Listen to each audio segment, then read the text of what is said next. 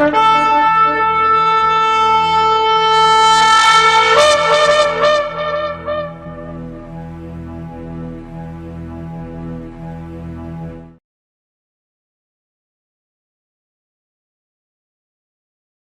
atah Yahweh Eloheinu melech haolam, asher kideshanu b'mitzvotav v'tzivanu la'asok b'divrei Torah.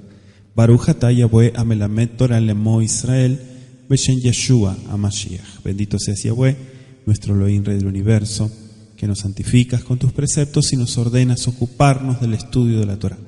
Bendito seas Yahweh, que enseñas Torah a tu pueblo Israel, en el nombre de Yeshua. Amén. Y Ratzon. Sea tu voluntad.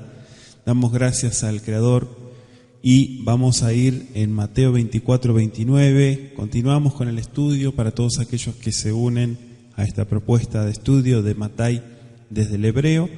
Dice el verso 29: inmediatamente después de la tribulación de aquellos días el sol se oscurecerá y la luna no dará su resplandor y las estrellas caerán del cielo y las potencias de los cielos serán conmovidas. Entonces aparecerá la señal del Hijo del Hombre en el cielo y entonces lamentarán todas las tribus de la tierra y verán al Hijo del Hombre viniendo sobre las nubes del cielo con poder y gran gloria, y enviará a sus ángeles con gran voz de trompeta y juntarán a sus escogidos de los cuatro vientos desde un extremo del cielo hasta el otro. De la higuera aprended la parábola: cuando ya su rama está tierna y brotan las hojas, sabéis que el verano está cerca. Así también vosotros, cuando veáis todas estas cosas, conozcan que está cerca a las puertas. De cierto os digo que no pasará esta generación hasta que todo esto acontezca. El cielo y la tierra pasarán, pero mis palabras no pasarán. Pero del día y la hora nadie sabe, ni aun los ángeles de los cielos, sino solo mi Padre. Mas como en los días de Noaj, así será la venida del Hijo del Hombre, porque como en los días antes del diluvio estaban comiendo y bebiendo, casándose y dándose en casamiento, hasta el día en que Noaj entró en el arca. Y no entendieron hasta que vino el diluvio y se los llevó a todos. Así será también la venida del Hijo del Hombre. Entonces estarán dos en el campo, el uno será tomado y el otro será dejado. Dos mujeres estarán moliendo en un molino, la una será tomada y la otra será dejada. Velad pues, porque no sabéis a qué hora ha de venir vuestro amo. Pero sepan esto, que si el padre de familia supiese a qué hora el ladrón habría de venir, velaría y no dejaría minar su casa. Por tanto, también ustedes estén preparados, porque el Hijo del Hombre vendrá a la hora que ustedes no piensan. ¿Quién es pues el siervo fiel y prudente, el cual puso su Señor sobre su casa para que les dé el alimento a tiempo? Dichoso aquel siervo al cual, cuando su Señor venga, le halle haciendo así. De cierto os digo que sobre todos sus bienes le pondrá. Pero si aquel siervo malo dijera en su corazón: mi Señor tarda en venir, y comenzare a golpear a sus consiervos y aún a comer y a beber con los borrachos, vendrá el Señor de aquel siervo en el día que éste no espera y a la hora que no sabe, y lo castigará duramente y pondrá su parte con los hipócritas. Allí será el lloro y el crujir de dientes. Palabra del Eterno, capítulo 24. Sí, terminamos de leer la lectura que hacemos en cada comienzo de estudio y vemos en esta segunda parte del capítulo 24 las señales de la segunda venida del Mashiach. ¿Sí? Aquí ya entramos en el tema de señales. No se sabe su venida, no se sabe la hora, no hay ninguna evidencia de ello, solamente señales previas. ¿Sí? Y dice el verso 42 que debemos velar como buenos siervos, esperando la venida de nuestro Mashiach. ¿Sí? Velar como buenos. Entonces, vamos a ir, decíamos, desde el versículo 29 en nuestra lectura. Estoy en el capítulo 24, sean todos bienvenidos, bienvenidas los que se unen al estudio en esta noche. Estamos transmitiendo en vivo para todo el mundo y dice nuestro versículo 29, aquí tengo el Brit Hadashah, dice: Umiyad acharei tzarata yamim aem, dice techshach hashemesh, se oscurecerá el sol, vayareach lo yagia oro, no resplandecerá con su luz como siempre la luna. Veakohabim miplu min hashamayim, dice Veahalei hashamayim it motau. Se conmoverán aquellas potencias. Es interesante que Marcos dice en aquellos días, Vayamim Haem, dice después de aquella tribulación. Marcos 13:24. Mateo y Marcos se refieren aquí a un periodo, sí, como cumplimiento y como marca de una señal importante. En la historia han sucedido, ya estuvimos comentando, han sucedido en los estudios de escatología. ¿Cuántos hicieron la tarea? Estuvieron escuchando los estudios que comentamos el viernes pasado. ¿Sí? Estuvieron estudiando. Baruch Hashem. Hacia el final de este periodo, el sol se oscureció y en la historia está registrado, ¿sí?, en el siglo XVIII, 1700 y tanto, muchas de estas señales que ocurrieron. Tribulación en aquellos días. ¿Sí? De hecho está registrado, está en los registros, que el 19 de mayo de 1780 el sol se oscureció durante casi todo el día en una gran sección de todo lo que fue aquí en América. ¿Sí? Claro que esto es a nivel mundial, pero señales como estas es como el tema de los asteroides y la luna roja y tantas cosas que la gente se paniquea. No faltan los fanáticos que saltan con su marketing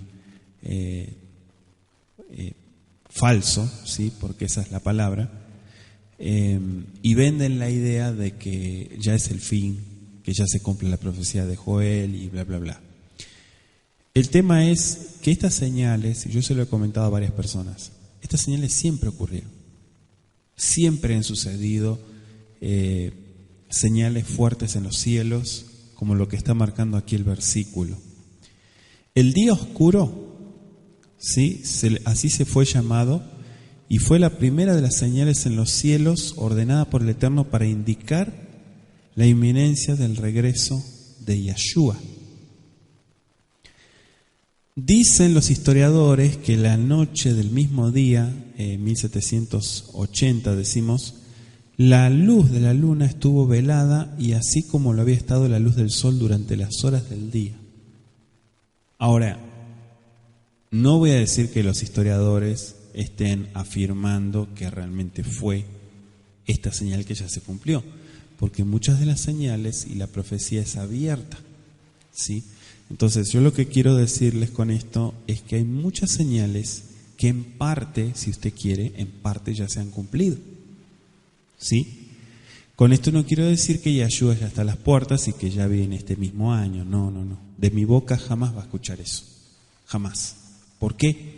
Porque no me gusta a mí jugar con la fe de la gente, ni me gusta, y porque tengo temor del Creador, no me gusta andar hablando estupideces como muchos mesianiquitos lo andan haciendo, ¿sí? Que se ponen a hablar estupidez y media y lo único que hacen es obtener un rating, ¿sí?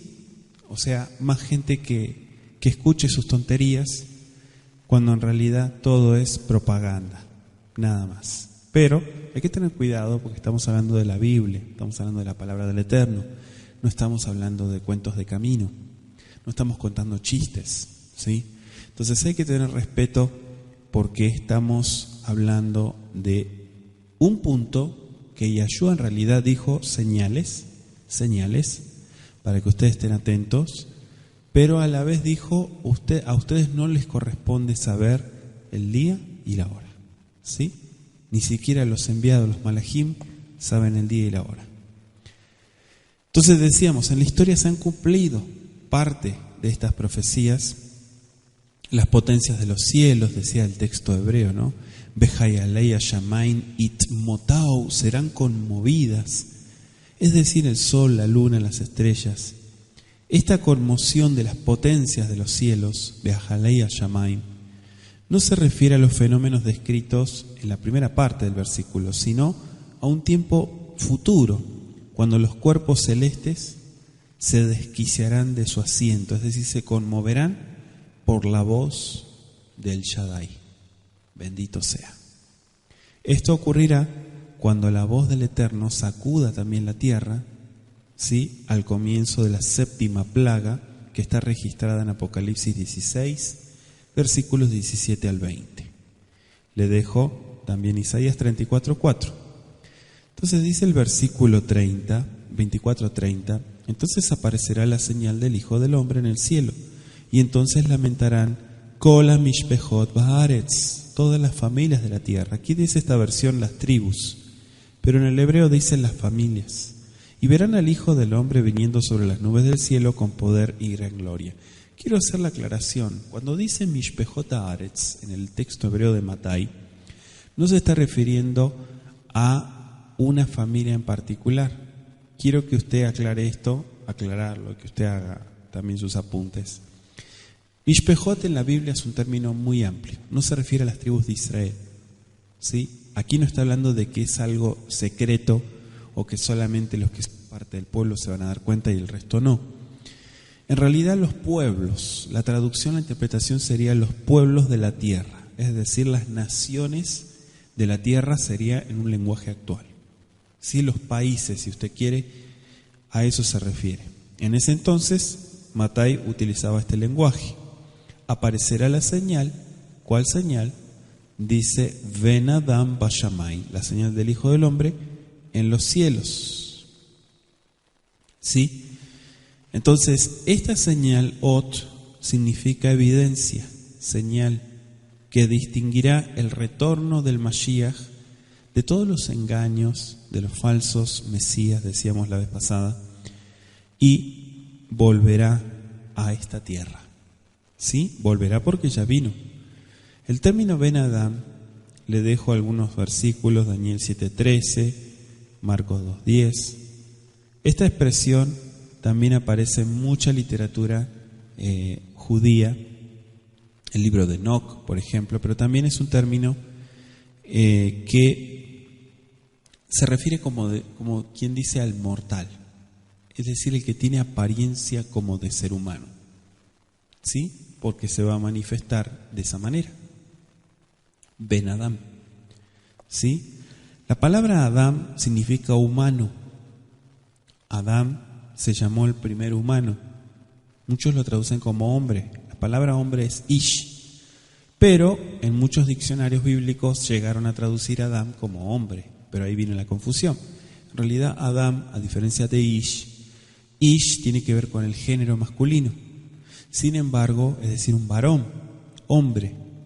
Sin embargo, Adam es un término más general, ¿sí?, para referirse a los humanos. Entonces, a eso se refiere. Las diversas naciones de la tierra, comentábamos, aquí lo traducen como tribus, es decir, los babilonios en aquel entonces, ¿no?, o los pueblos, los romanos, etcétera, se los consideraba como diferentes grupos o tribus. O algunos dicen razas, diferentes razas, etnias, ¿sí?, de la tierra. La razón de este lamento aparece en Apocalipsis 6:15 al 17. Aquí está conectándose con la profecía de Apocalipsis.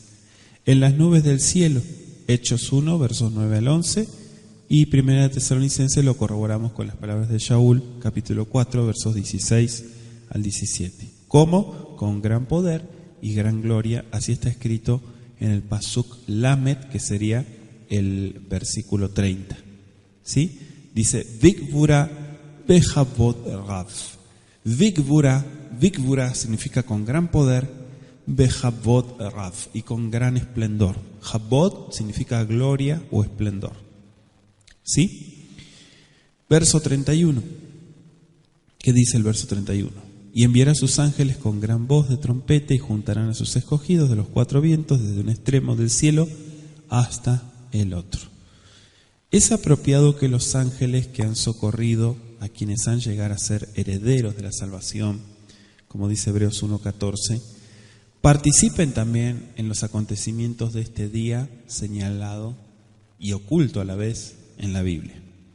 Entonces, por primera vez, los Benei Elohim tendrán el privilegio de ver cara a cara a estos seres, ¿sí?, santos, que los han guardado a lo largo de toda su peregrinación terrenal.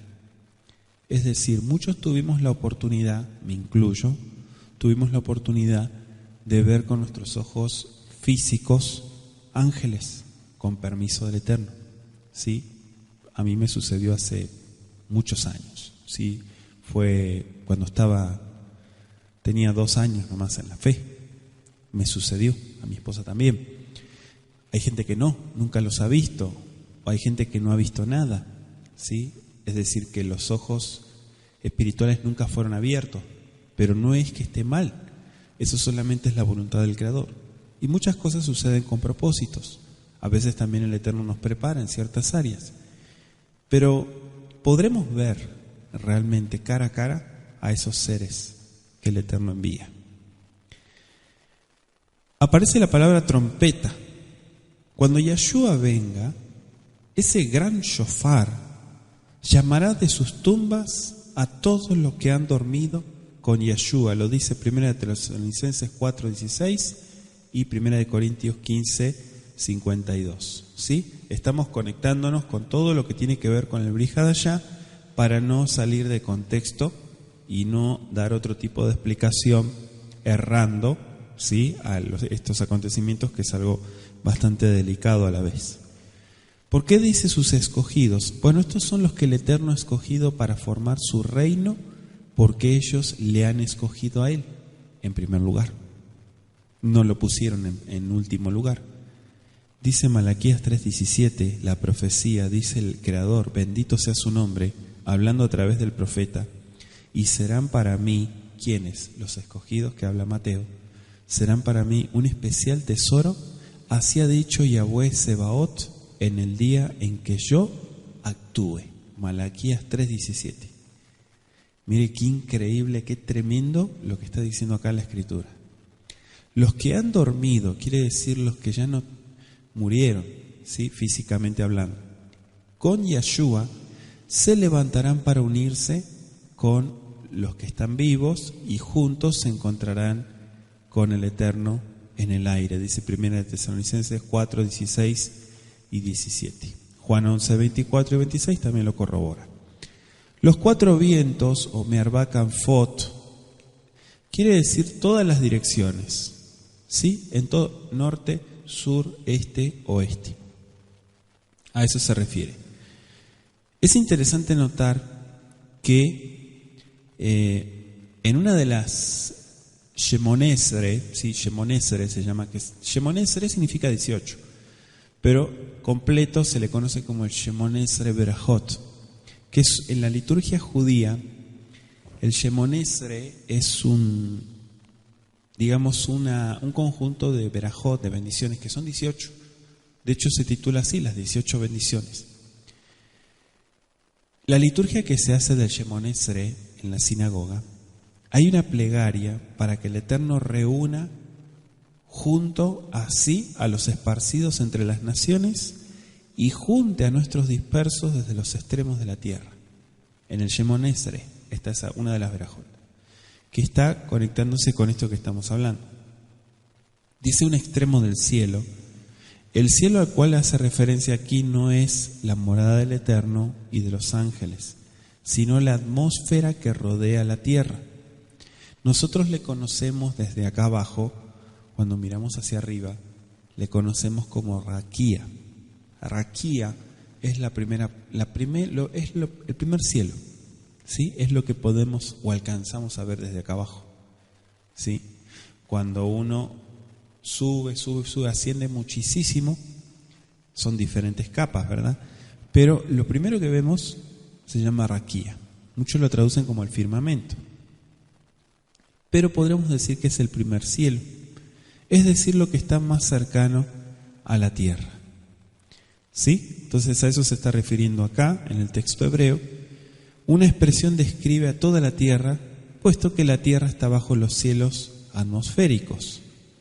Y hay expresiones también similares para anotar: Deuteronomio 4:19, Deuteronomio 34, Nehemías 1:9, Jeremías 49:36, Colosenses 1:23, etc.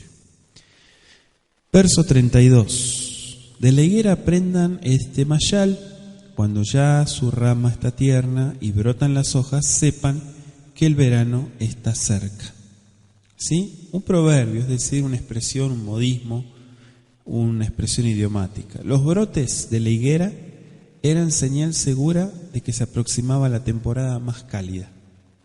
Cultura bíblica, cultura de Medio Oriente. Comparar esto con la parábola de la higuera estéril de Lucas 13, 6 al 9 y la maldición de la higuera de Marcos 11, versos 12 al 14 y versos 20 al 26 es muy interesante.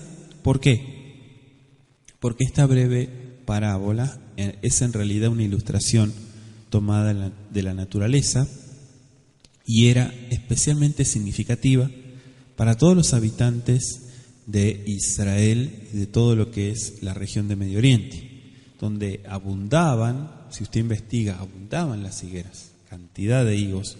Por eso es que acá en América también hay muchas empresas que traen de afuera, de Medio Oriente, higos, ¿sí? Porque es donde más se cosecha.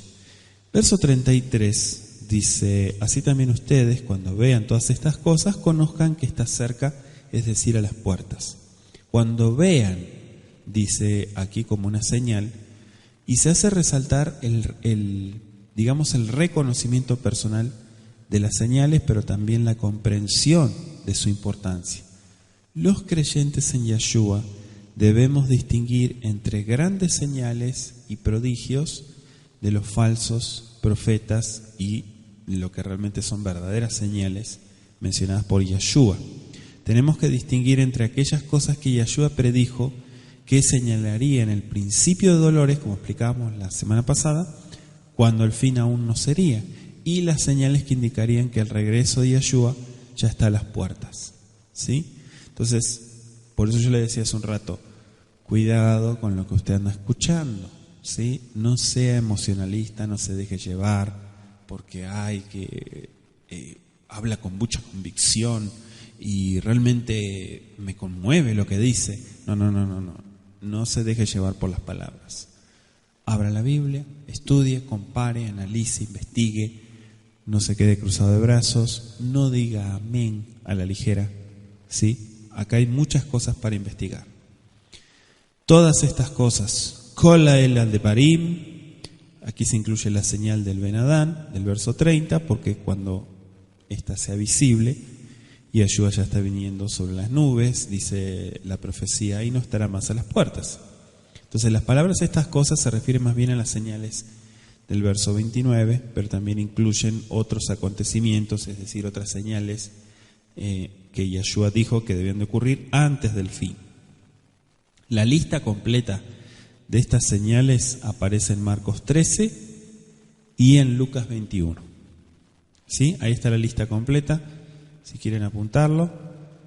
Entonces, si ven todo esto, el fin está cerca. Es decir, la venida de Yeshua, del Mesías, está cercana, pero más específicamente, Él está cerca, es decir, a las puertas.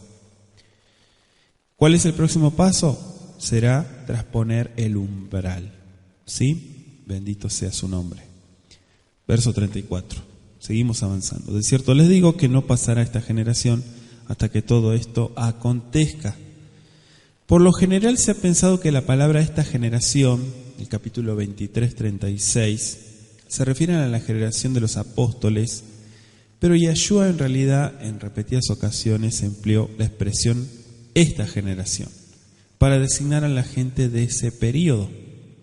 Es evidente que las profecías de Yeshua, que pronunció Yeshua respecto a la caída de Jerusalén que ocurrió tal cual en el año 70, estudiamos la vez pasada, comentábamos los escritos de Josefo y demás, se cumplieron literalmente durante la vida de muchos de los que vivían entonces. Sin embargo, las palabras esta generación, del verso 34, se encuentran dentro del contexto de los versos 27 al 51, donde se habla esencialmente de la venida del Hijo del Hombre al final del mundo. ¿Sí? Entonces, ¿yo por qué le hago esta aclaración? Bueno, porque cuando nosotros hacemos estudio bíblico, nosotros tenemos que tomarnos el trabajo de separar donde se tiene que separar. No podemos tomar esto y decir, entonces la generación fue la del siglo I. No. Error. Mashiach afirmó que las señales mencionadas en estos versículos y en Lucas 21-25, dice señales en los cielos y en la tierra, ocurrirían tan cerca del día de su venida que inclusive la generación que viera las últimas señales no moriría antes de ver que se cumplieran todas estas cosas. Es decir, que verían no solo las señales, sino también la venida de Yeshua y el fin del mundo. Entonces no era el propósito de Yeshua dar a conocer a sus seguidores la fecha exacta de su retorno. ¿Por qué? Porque él no lo sabía tampoco. Las señales predichas testificarían que su venida estaba cerca, pero el día y la hora, Mateo 24:36, nadie lo sabe. Entonces, el tomar la frase esta generación como base para computar un periodo al final del cual Yeshua debería venir, viola tanto la letra como lo que es la interpretación o las leyes de interpretación bíblica. ¿Sí? Que nadie tiene que inventar nada, ya todo está inventado, y hay formas y métodos, para todo hay una metodología para interpretar la Escritura.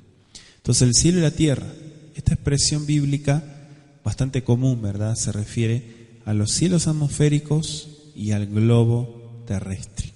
Dije globo, ¿sí? No tierra plana. No me quiero salir del tema, pero no tierra plana. Yo sé que hay muchos que están atrás de la cámara, ¿sí? En internet, y están con toda esa farsa de la tierra plana. Y bueno, pero volvamos al tema, ¿sí? Y si usted cree eso, bueno, es su problema, ¿sí?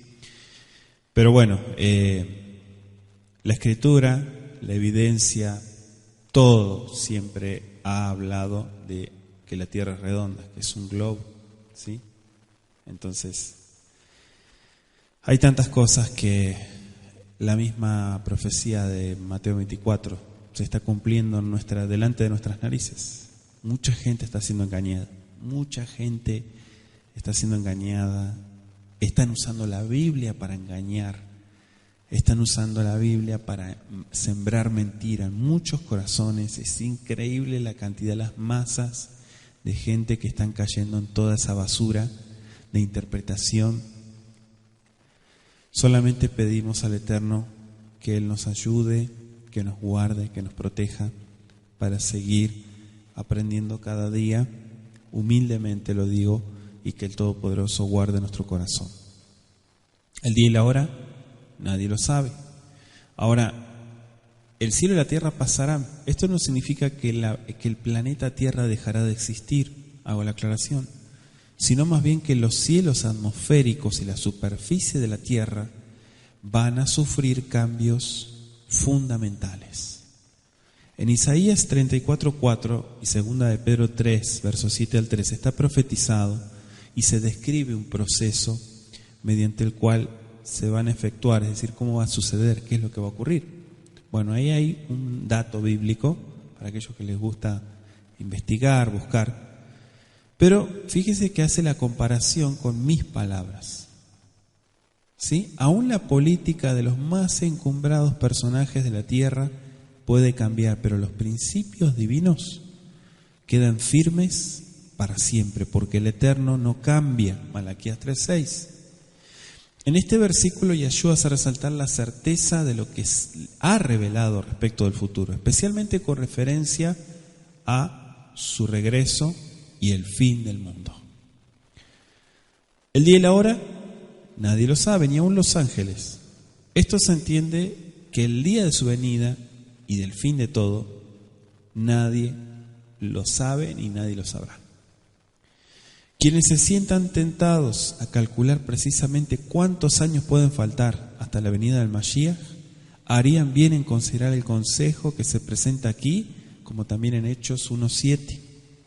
Es el privilegio y el deber de nosotros como estudiantes de la Biblia permanecer alertas, observando las señales del retorno de Yeshua y saber cuándo se acerca su venida, pero no dar fechas. Es una tontería hacer eso, no lo hagan. Y si usted está escuchando gente que hace eso, sálgase de esa basura, sálgase de esa basura. ¿Por qué? Porque si Yeshua no lo hizo, ¿usted cree que un simple mortal, un grano de arena, puede hablar de una fecha o de un mes o de un año, que es lo mismo? No se puede. Cuidado con la farsa. La farsa también se disfraza. La evidencia textual se inclina por la añadidura de la frase ni el hijo, Marcos 13:32. ¿Sí?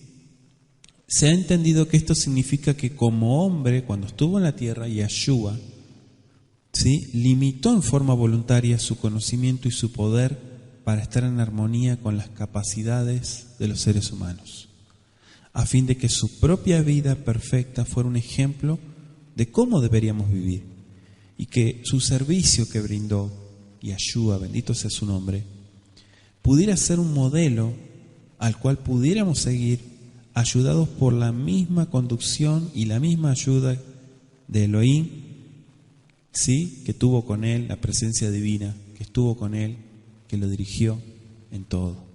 Bendito sea su nombre. ¿Sí? Elohim descendió y se manifestó en un cuerpo humano. Bendito sea su nombre. Entonces, solo mi Padre, Hechos 1:7, lo decíamos recién, solo mi Padre sabe. Y empiezan las comparaciones, verso 37. Mas como los días de Noah, así será la venida del Hijo del Hombre, porque como los días antes del diluvio, estaban comiendo y bebiendo, casándose y dando en casamiento, hasta el día en que Noah entró en el arca, y no entendieron hasta que vino el diluvio y se los llevó a todos. Así será también la venida del Hijo del Hombre. ¿Sí? Behimei Noah. Dice, Gen yegam bo shel ben Adam. Así será también. Tiene el comparativo. Dice, Kihasher lifnei yemei amavul, antes de aquellos días del Mabul, ayu ochlim beshotim, dice, noseim nashim, venotnim nashim, también entregaban esposas para que se casen, la anashim, adayom asher va Noach el ateva, hasta aquel día en que entró, subió al arca, dice, la teva. A pesar de esta advertencia pregonada por Noah, el testimonio de la construcción del arca, la gente lo vio construir, la gente le preguntaba, comentábamos la vez pasada, ¿verdad?, el comentario de la Perashá. Los hombres siguieron con su trabajo habitual, sus placeres acostumbrados, sin considerar en absoluto los acontecimientos que estaban por ocurrir. No prestaron atención. Y Yeshua dijo que esta misma despreocupación caracterizaría a quienes vivieran en los días que precederían a su segunda venida. Sus actividades también serían esencialmente malas, como las de los antediluvianos. La descripción de las condiciones existentes en el mundo antediluviano aparece en Génesis 6, versos 5 al 13 y 2 de Pedro 2, versos 5 al 6. Se estaban casándose, dando en casamiento, y la Biblia describe claramente, está tremendo eso, la iniquidad prevaleciente en los días de Noah. Se predicen las mismas condiciones para los últimos días. Segunda de Timoteo, anótelo, Segunda de Timoteo 3, 1 al 5. Sin embargo, en este capítulo 24 de Matai, Yeshua destaca el hecho adicional de que el diluvio sorprendió a esta gente mientras estaban ocupados en sus rutinas, ¿sí?, sus actividades habituales. Lo mismo ocurrirá en ocasión de la segunda venida de Yeshua. Dice el verso 39, Velo yadu advo amabul, y no entendieron hasta que vino el Mabul. ¿Sí? El Mabul es el diluvio, se traduce. ¿Sí? Advo amabul. Va imach et kulam ken yeye gambo shel ben adam. אז יהי שניים, dice בשדה, ויעשב אחד, והאחד יעשב. Aquí empieza a explicar Yeshua cómo será.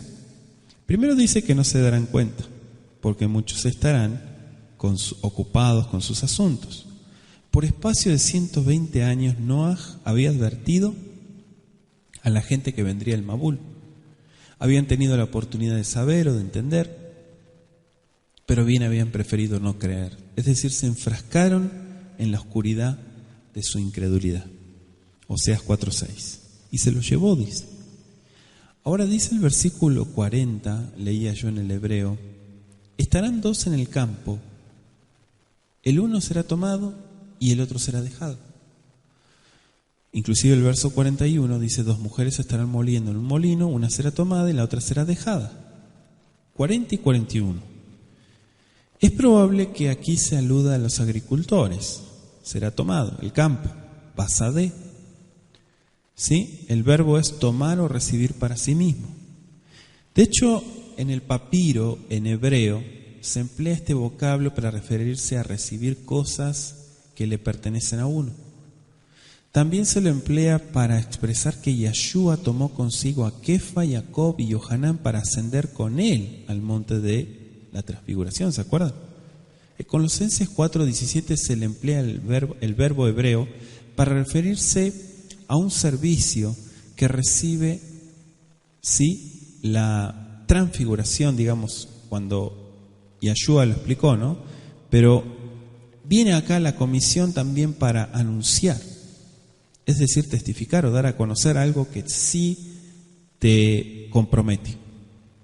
Hay quienes emplean los versos 39 al 41 para fundamentar la farsa, doctrina mentirosa del rapto secreto, ¿sí? Según la cual los santos, entre comillas, serán arrebatados, entre comillas, en forma secreta de esta tierra antes de la segunda venida de Yeshua.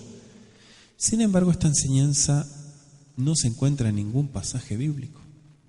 Es decir, que alguien lo soñó, se le ocurrió, se golpeó la cabeza, no sé, y salió con esa mentira. La venida que se describe en Mateo 24 es siempre, sin excepción, una venida literal y visible, no a escondidas, no secreta. Y segundo, el Eterno no anda raptando gente, ¿sí? Los delincuentes, los desgraciados, esos que andan todavía sueltos, sí andan raptando niños, mujeres, gente, ¿sí? De esa gente sí hay malvivientes, pero Mashiach no es de esos. Tampoco es un ladrón, ¿sí? Que entra a escondidas para robarse a la gente. No. Entonces tenemos que entender que el contexto permite entender lo que significan estas dos formas verbales: ser tomado, ser dejado.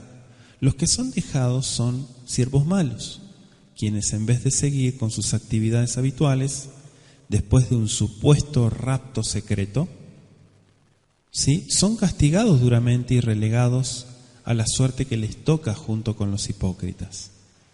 Será dejado. El verbo es despedir. Según la forma griega, porque aparentemente muchos se han basado en las interpretaciones griegas y ahí es donde salen con sus tonterías, con sus mentiras, se refiere a que los justos son recibidos mientras que los impíos son despachados. Y ellos se consideran, los que creen en esto, como que ellos ya tienen la salvación comprada. Y un ejemplo, ¿no? Aquellos que siguen la ley y los mandamientos, ¿sí?, que según ellos es una religión, van a ser castigados en esta tierra, ¿sí? Y los que creen en la gracia de Jesucristo, ¿sí?, serán llevados en las nubes. Y los que se aferran a la ley, así dicen ellos, van a ser castigados. Qué tontería, ¿verdad? ¿Dónde está eso en la Biblia? En ningún lado. Verso 41. Dos mujeres estarán moliendo en un molino, una será tomada, la otra será dejada. La evidencia textual acá habla de un molino, de una casa del molino, y es probable que este pasaje haga alusión a un molino de mano también en el cual trabajaban dos mujeres. Estos molinos en la cultura bíblica consistían en dos piedras planas de las cuales una giraba sobre la otra. Pueden investigarlo. Velad pues, porque no sabéis a qué hora de venir nuestro amo. Qué interesante, velad, forma imperativa en hebreo. ¿Sí? Yeshua ilustró esto en varias oportunidades, pronunció 6 parábolas. La del portero, Marcos 13, 34 al 37, que aquí aparece condensada en un versículo, que sería el verso 42, la del padre de familia, la de los siervos fieles y los siervos malos, la de las 10 vírgenes, la de los talentos y la de las ovejas y los cabritos. Los creyentes en Yeshua debemos aguardar el retorno de nuestro amo, de nuestro Mashiach, ¿sí? Esperar y velar. Debemos ocuparnos en obedecer lo que Él nos mandó, no estar ocupado en otras cosas, ¿sí?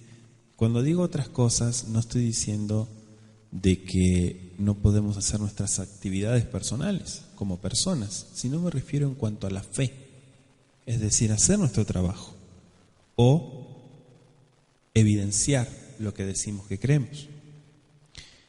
La evidencia textual del día y la hora nunca está claro en la Biblia, solamente ni tampoco habla de un mes en particular, ¿sí?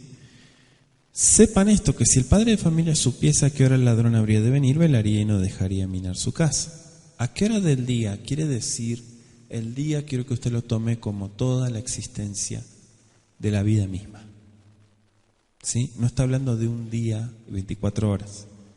El día quiere decir en qué momento de la vida. Por tanto, también ustedes estén preparados, porque el Hijo del Hombre vendrá a la hora que ustedes no piensan. ¿Sí? El verso 44. Está interesante. Ustedes también estén preparados. Esta es la tercera de las advertencias de mirad, velad y estad preparados. Mirad, verso 4. Velad, verso 42. Estén preparados, verso 44. ¿Sí? Entonces tenemos que estar, ¿cómo? Atentos. ¿Sí? Abusados, dicen por allá atrás. Abusados. ¿Sí? Atentos. No papando moscas, espiritualmente hablando. Verso 45. Seguimos. ¿Quién es pues el siervo fiel y prudente, el cual puso a su señor sobre su casa para que les dé el alimento a tiempo? Dichoso aquel siervo al cual cuando su señor venga le haya haciendo así. Siervo fiel y prudente. Esta es la segunda de 6 ilustraciones dadas para mostrar la importancia de velar y estar preparado.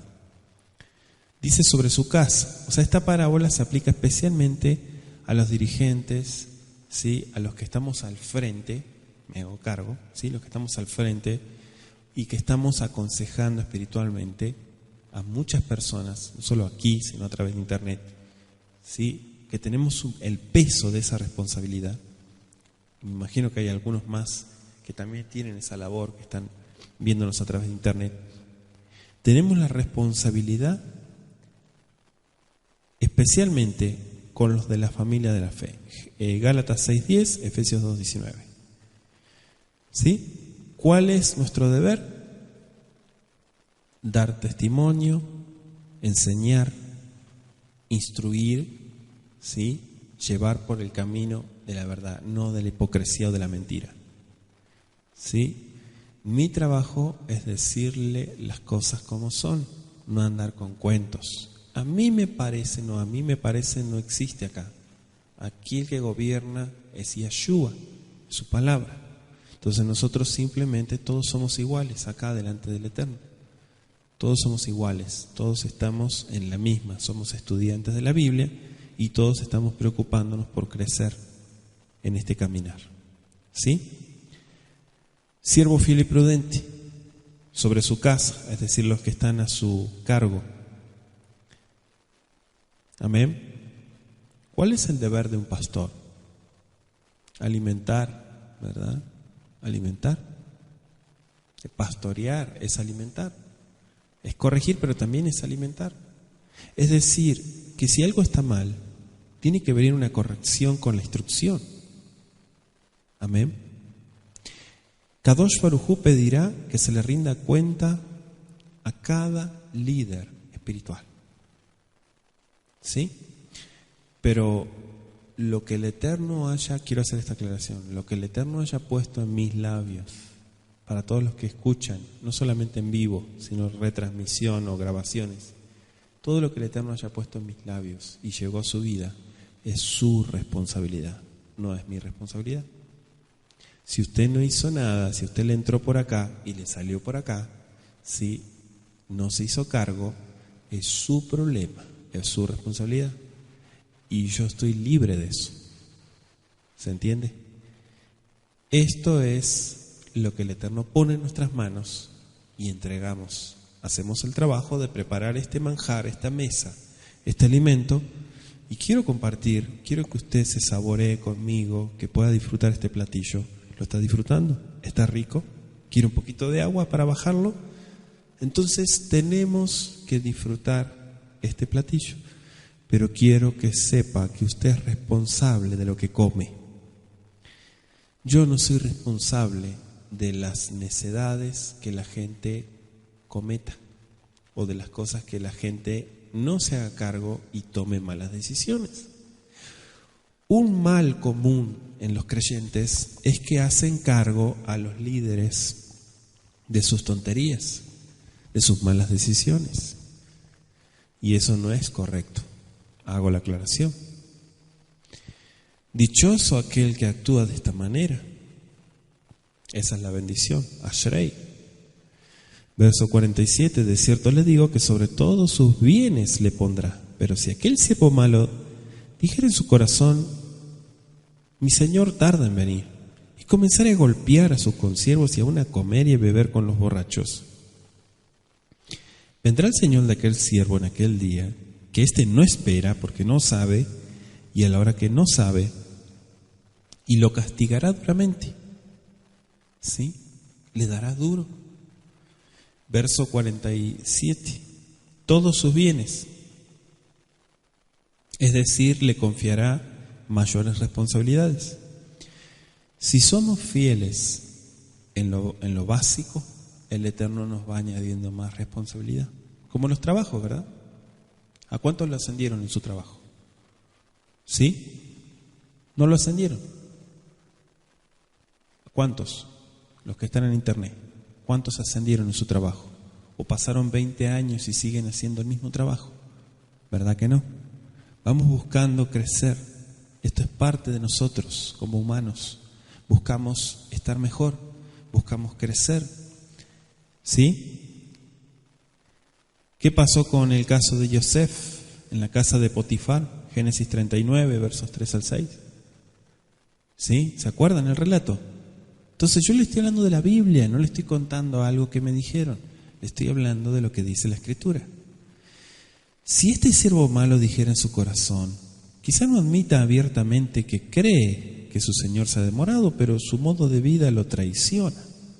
Es decir, que no actúa, no se comporta como si creyera que va a volver. ¿Sí? No tiene temor de lo que está haciendo. Es un hipócrita. Este siervo no es uno de los burladores que niegan la realidad del retorno de Yeshua. Pretende creer.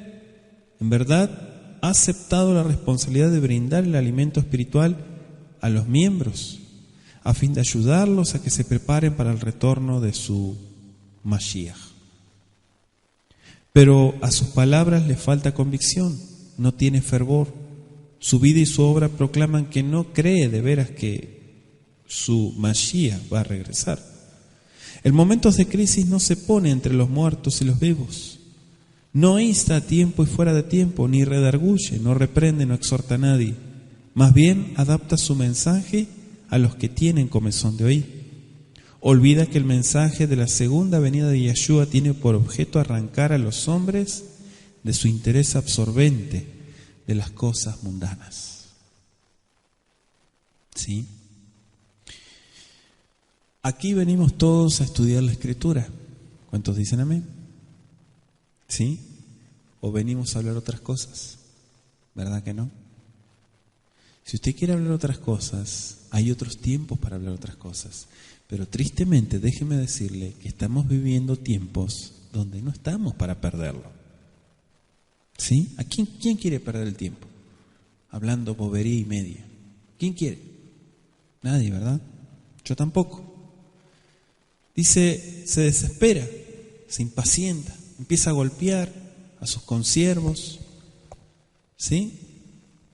Esta es como la acusación de Ezequiel, ¿se acuerdan? A los pastores que se ocupaban mayormente de alimentarse a sí mismos, que eran crueles con sus ovejas y que esparcían el rebaño. ¿Sí? Me hace acordar a eso. Verso 50. No espera. Verso 51. Lo castigará duramente y pondrá su parte con los hipócritas. Allí será el lloro y el crujir de dientes. En el texto hebreo dice lo partirá en dos. Hay evidencias ajenas a la Biblia que indican que esta era una forma terrible y vergonzosa de morir. En vez de decapitar a la persona, se la hacía pedazos a golpes de espada. Y muchos creen que aquí, y en Lucas 12:46, se trata de una figura de dicción y no de una muerte a golpes de espada. Y dicen los hipócritas, como está escrito en Mateo 6:2, y estará junto con los hipócritas porque ha vivido actuando como un hipócrita. Entonces tiene que ir con los que son de su leña, ¿no? Es un hipócrita, como lo vamos a poner con los justos, que vaya con todos los hipócritas. Amén. Damos gracias al Creador por el estudio y la reflexión que Él nos permite en cada oportunidad. Vamos a bendecir su nombre. Amén. Ribono Shel Olam, amo del universo, te agradecemos por la oportunidad que nos das de analizar este capítulo 24 y concluirlo reflexionando siempre en tus palabras y poder estar atentos, sobre todo ante el tanto engaño que vivimos en estos días. En el nombre de Yeshua, pon colirio en nuestros ojos, ayúdanos a ver la claridad, la luz de tu palabra. En el nombre de Yeshua te agradezco por cada propuesta de estudio que nos permites tener en la comunidad Kol Shaddai, Beshem Yeshua, HaMashiach. Amén. Que así sea.